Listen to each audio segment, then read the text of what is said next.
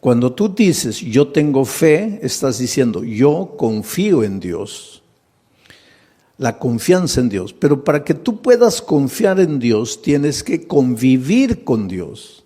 Porque tú no puedes confiar en alguien que no conoces.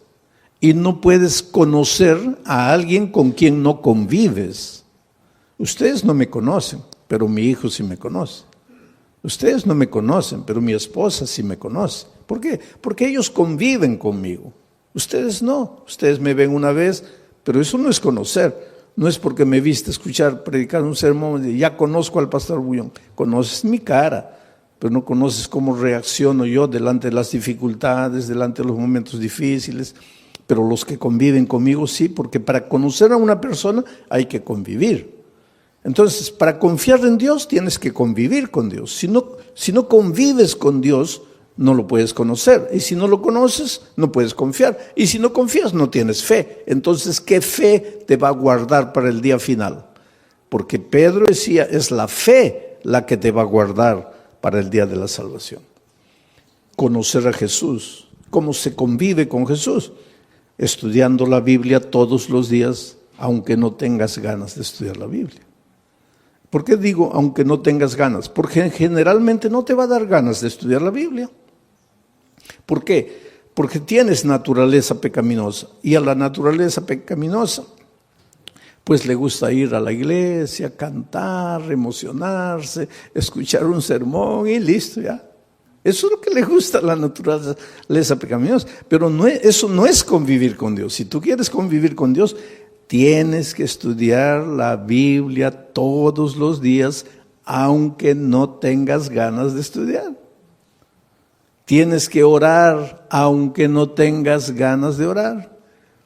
Y tienes que buscar a una persona y traerla para Jesús, como hizo Claudia. Conoció el Evangelio, fue y trajo a Jesús y ahora tiene la alegría de verlo bautizado. Eso es lo que tienes que hacer. Entonces tu fe, esa confianza en Dios te va a guardar para el día final. Pero entonces ahora entramos al texto de hoy. Para que sometida a prueba vuestra fe. ¿Qué cosa es vuestra fe? Vuestro conocimiento de Dios, vuestra confianza en Dios. Quiere decir que tu fe va a ser sometida a prueba. Y va a ser sometida a prueba mucho más preciosa que el oro. Ahora dice el texto bíblico de Pedro que el fuego es la prueba, son las pruebas de la vida. Dios manda, Dios no voy a decir manda, Dios permite que las pruebas lleguen a tu vida.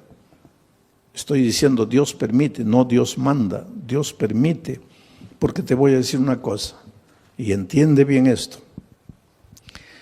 ¿Qué cosa es prueba? Todo lo que te hace sufrir, lo que te hace llorar, lo que te aflige, pérdida del empleo, tu hijo se enferma, tu mamá muere, tu esposo te abandona. Aflicciones, pruebas, todo eso, por favor, nunca digas Dios me está mandando la prueba, porque Dios no manda pruebas. Todo lo que te hace sufrir no viene de Dios, viene del diablo.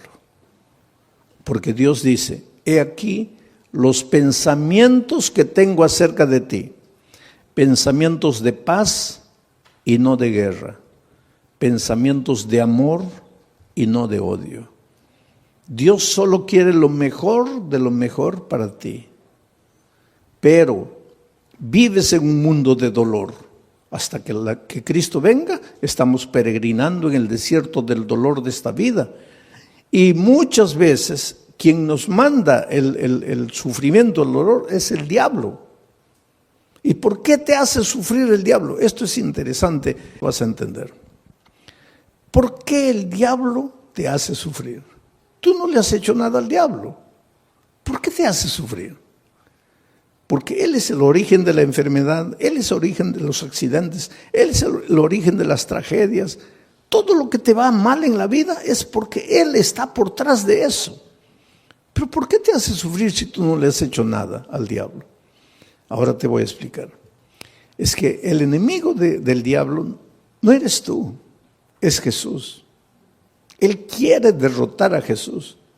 ¿Te acuerdas en el cielo? El diablo se levantó queriendo usurpar el lugar de Jesús. Hubo una pelea en el cielo, dice Apocalipsis, hubo una batalla, el diablo perdió y fue expulsado del cielo. Pero cuando el diablo salió del cielo, déjame imaginar esta escena. El diablo estaba saliendo y miró y le dijo a Jesús, está bien, me venciste una vez, pero la pelea no está acabada. Me venciste ahora, pero ya vas a ver cuando nos encontremos por segunda vez. Y fue expulsado. Entonces, cuando Jesús nació en esta tierra, cuando vino a salvarnos del pecado,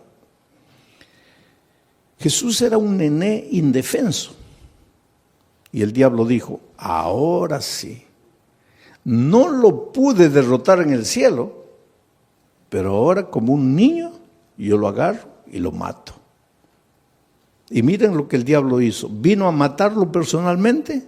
No, porque el diablo es cobarde. El diablo nunca muestra la cara. ¿Qué hizo el diablo para matar a Jesús? Se metió al corazón del rey Herodes. Firmó un decreto de muerte para mandar matar a todos los niños menores de 2 años. Y cuando Herodes firmó el decreto de muerte, ahí el diablo dijo, ahora sí, lo voy a matar. De esta no se salva. Pero esa misma noche, el Espíritu de Dios se presentó a José y le dijo, toma al niño y a su madre y vete a Egipto, porque lo van a matar. Y cuando José huyó para Egipto, el diablo se quedó mordiendo los labios de rabia. Y dijo, me venciste por segunda vez. Después, cuando Jesús comenzó su ministerio, antes de comenzar su ministerio, se fue al desierto a ayunar 40 días, ¿te acuerdas? 40 días sin comer, pues Jesús estaba debilitado, flaco. Ahí el diablo pensó, ahora lo agarro. No lo gané, no lo derroté en el cielo, no lo derroté cuando era niño, pero ahora lo agarro, está debilitado, 40 días sin comer, lo agarro. Y vino como diablo, no, porque el diablo nunca muestra la cara, se disfrazó de ángel de luz y trató de engañarlo, pero no pudo, porque Jesús conocía la palabra de Dios. Y entonces derrotó al diablo por tercera vez, 3-0. Ya era casi goleada. Pero entonces el diablo esperó, dijo, la cuarta es la vencida. Y hubo una cuarta. Cuando el diablo se metió al corazón de los soldados, porque ya les dije, el diablo nunca muestra la cara, y los soldados prendieron a Jesús y lo llevaron al Calvario y lo clavaron.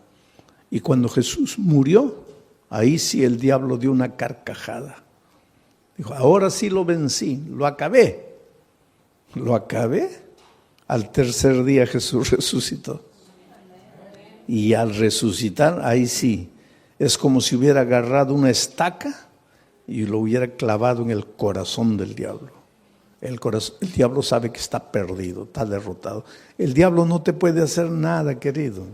El diablo ya está perdido. El diablo ya con Cristo no puede. Entonces, como no puede con Cristo, se las agarra contigo. Pues eso es lo que el diablo hace. Con Cristo no puede. Entonces él sabe que lo que más Jesús ama eres tú. Y ya que no puede con Cristo, se las agarra contigo. Y te hace sufrir. Y te hace perder el empleo. Y hace que tu hijito nazca enfermo. Y esto y aquello. En realidad el diablo no tiene nada contra ti. Él te hace sufrir porque sabe que haciéndote sufrir a ti, está haciendo sufrir al Señor Jesucristo. Pero ahora viene Pedro y dice así, pero es que los sufrimientos que te llegan a la vida no te pueden destruir porque tú no eres madera, tú no eres plástico, tú eres oro. Y si el fuego de la prueba purifica el oro, mucho más el fuego del dolor, del sufrimiento, va a purificar tu fe.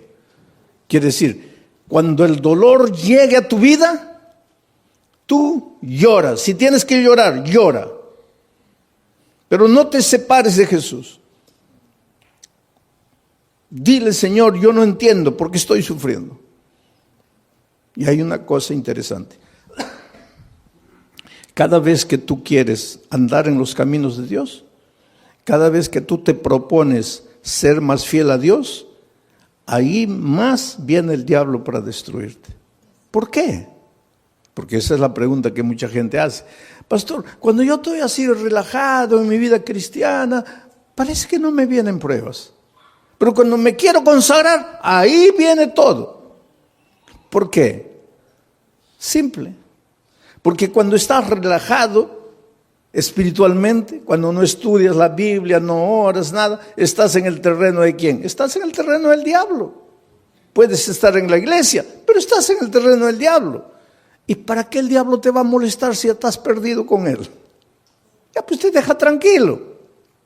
Pero cuando viene una semana de oración y tú te entiendes que tienes que reconsagrarte y comienzas a estudiar la Biblia, a estudiar la palabra de Dios, ahí el diablo se asusta. Porque ¿qué dice? No, este se me va a escapar, se me va a escapar. Entonces, para desanimarlo, le mando una prueba. Y la prueba, en lugar de purificarte como al oro, ¿qué hace contigo muchas veces? Te desanima. Es por eso que cuando la prueba es más fuerte, es más que tienes que agarrarte de Jesucristo y no desanimarte. Pero atrévete a entregarte al Señor Jesús, a caminar en sus caminos, que ahí viene el diablo con todo para desanimarte. Ahora vamos al texto bíblico una vez más. Para que sometida a prueba vuestra fe, sí, porque tu fe tiene que ser sometida, porque una cosa es, sí, yo creo. Eso no es fe. Eso no es fe. Por eso es que el creer siempre viene acompañado del bautismo. El texto de Marcos 16 dice, el que creyere y fuere bautizado, este será salvo. El problema es el idioma, porque en español, creer y ser bautizado son dos cosas. Pero es que Marcos no escribió ese versículo en español, porque Marcos no hablaba español. Marcos escribió ese versículo en griego, el idioma que él hablaba. Y en griego no son dos conceptos, el que creyere y fuere bautizado, no. Es un solo concepto, el que creyere siendo bautizado. O sea, en griego, creer no es solo mover la cabeza, no es solo teoría. El creer intelectual viene acompañado del creer práctico. Si tú crees, te bautizas.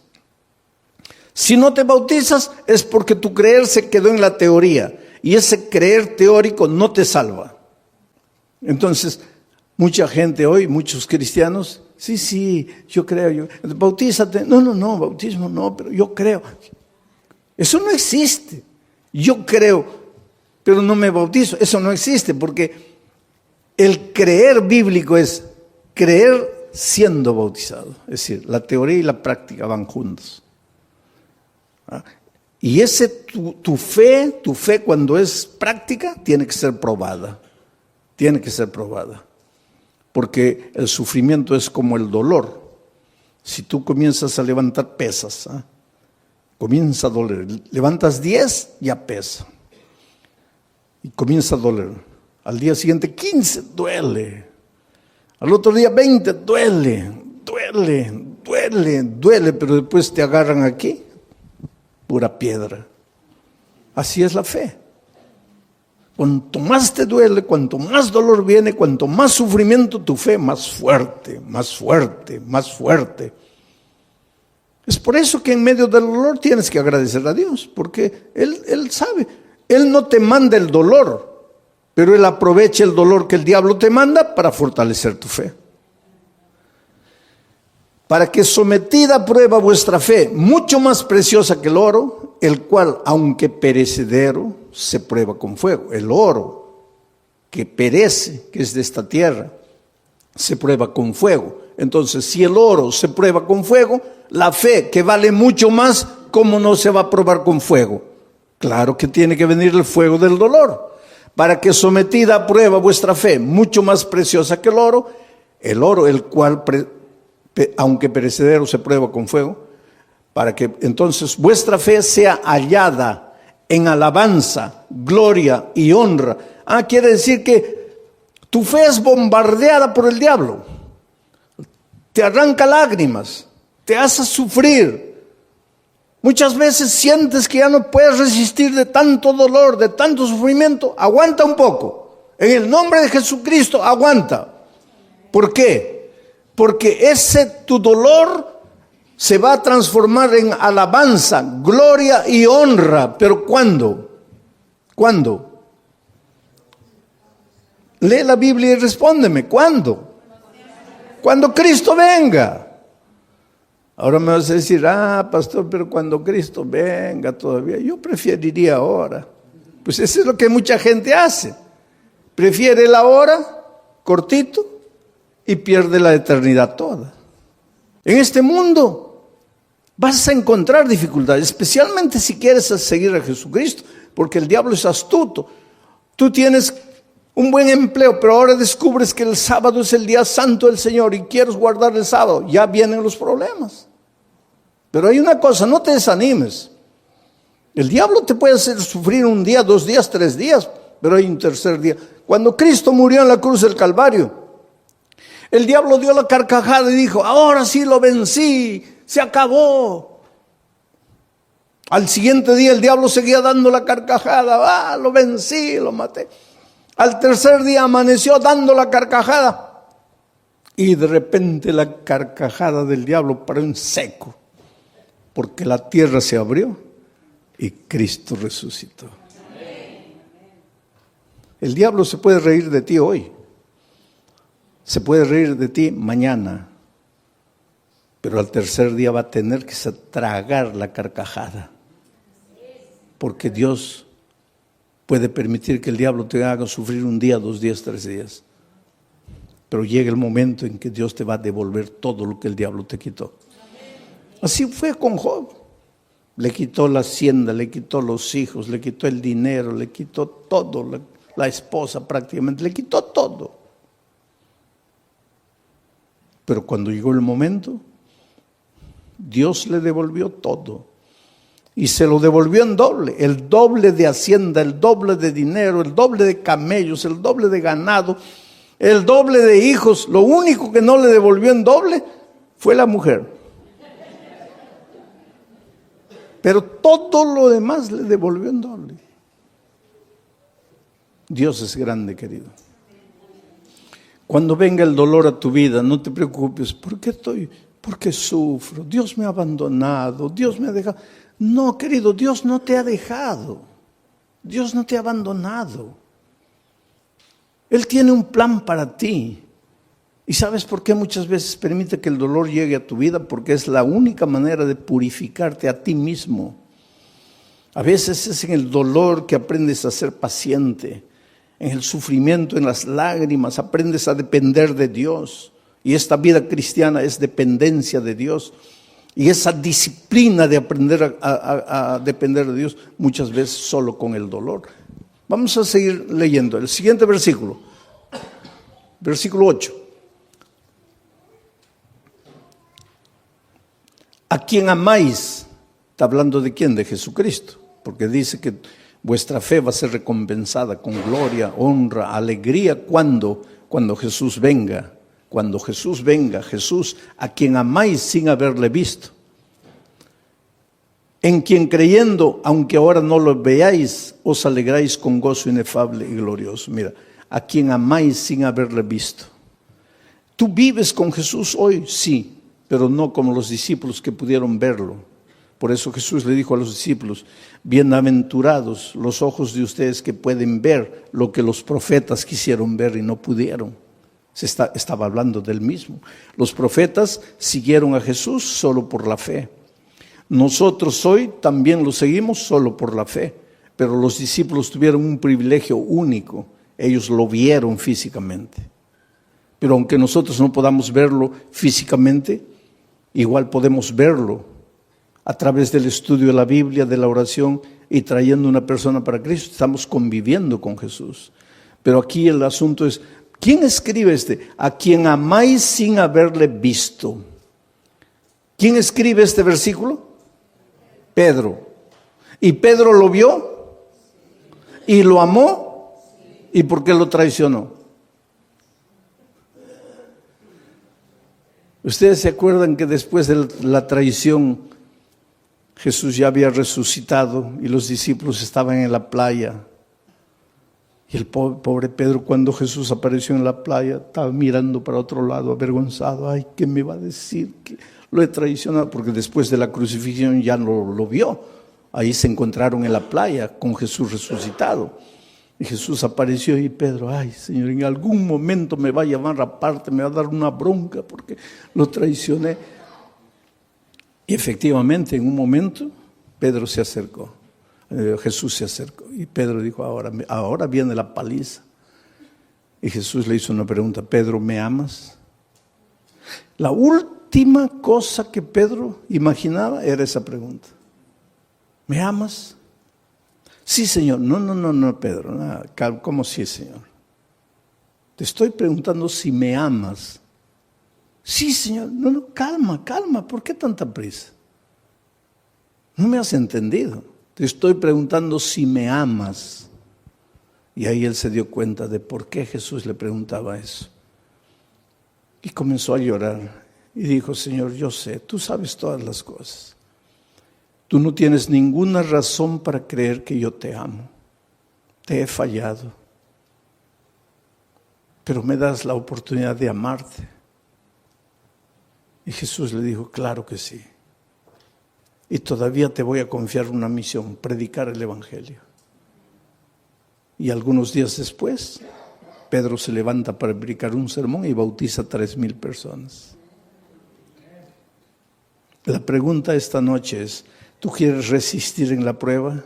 Cuando el dolor venga, ¿no quieres traicionar al Maestro? Entonces la pregunta es, ¿tú amas al Señor Jesús? Porque Pedro después de haber pasado todo eso dice, a quien amáis sin haberle visto. ¿Por qué dice a quien amáis sin haberle visto? Porque él sí lo había visto. En quien creyendo, aunque ahora no le veáis, os alegráis con gozo inefable y glorioso. Lo que Pedro está diciendo es, tú aunque no lo veas físicamente, lo puedes amar. Y Pedro cuando se levantó, se arrepintió y le dijo a Jesús que lo amaba, dice la tradición, la Biblia no dice eso, pero la tradición dice que él fue crucificado. Y cuando lo iban a crucificar, él dijo, no soy digno de ser crucificado como mi Maestro. Crucifíquenme de cabeza para abajo. Y lo crucificaron de cabeza para abajo. No hay prueba bíblica para decir eso, pero la tradición dice, sea como fuere, sabemos una cosa. Después de transformado por el poder de Dios, él ya no tuvo miedo de morir por Dios. Oh, querido, Dios tiene un plan muy, muy bonito para tu vida. Las tristezas y dolores que llegan a tu vida tienen sentido, pero tienen sentido cuando tienes fe.